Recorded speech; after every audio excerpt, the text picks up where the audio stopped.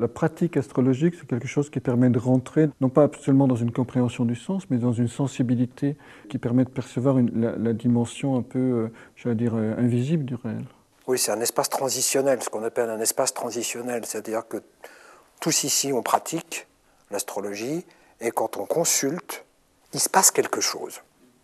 Il y a une dimension du sacré, c'est-à-dire du lien, comme tu disais, entre le ciel et la terre, c'est indicible, c'est quelque chose qu'on vit.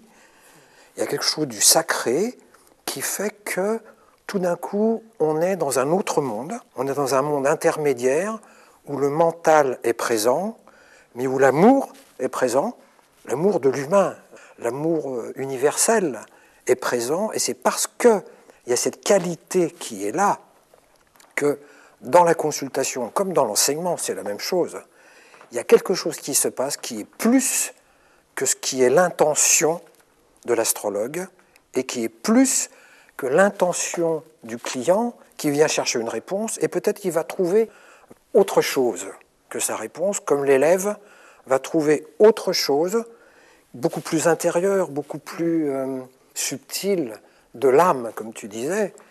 Et voilà, c'est cet espace qui est en train de se créer ici entre nous, là. C'est cet espace-là qui est absolument extraordinaire.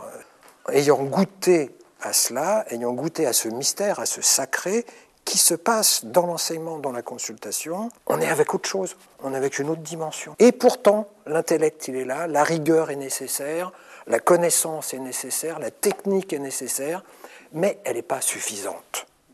C'est pour ça que je te rejoins. Hein. Oui. Et c'est sûr qu'en prenant un peu d'âge, eh bien, toute la dimension spirituelle, toute la dimension supérieure, toute la dimension vibratoire devient de plus en plus évidente.